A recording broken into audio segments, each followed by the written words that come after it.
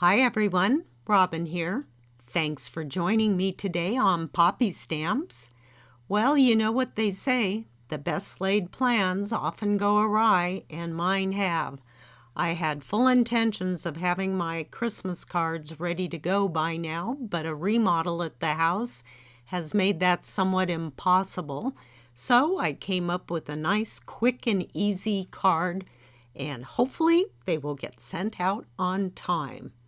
The die I'm using is the Seed Snowflake Joy die. I really like this die. It's one piece and makes cutting a breeze. My card base is a standard A2 card base, and my cardstock is cut at 4 1/4 by 11, and I have scored at 5 1/2. My red panel is cut at 4 by 5 1/4 inches, and my white strip that I'll be using with my Joy die is cut at 2 by 5 1/4 inches. And I'll be placing it, once die cut, onto my red panel.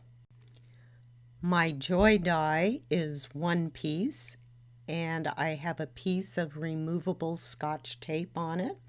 And I'm just going to center it onto my white strip and run through my die cut machine. I'll be using liquid glue to add my die cut to the red panel, and this is where having your glue in a bottle with a fine tip really comes in handy. So I'm just adding the glue to all the solid areas on my die cut. Once placed on my panel, I'm using a brayer to make sure it adheres completely, and added my acrylic block and allowed to dry.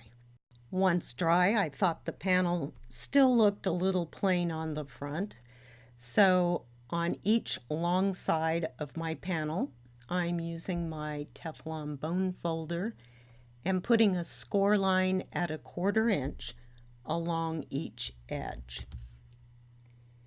Sometimes it's just a little something like that that adds a little more interest, and it's easy to do. Here I'm adding 1 inch foam tape to the back of my panel. Again, I think having a little dimension on the front of your card always looks nice. Doesn't cost any extra to mail it. And I'm just placing it on top of my white card base. To finish my card, I'll be using some liquid glue, and I'm adding moonstones, which are similar to sequins, but they're smooth and don't have that hole in the center. Once dry, my card was done.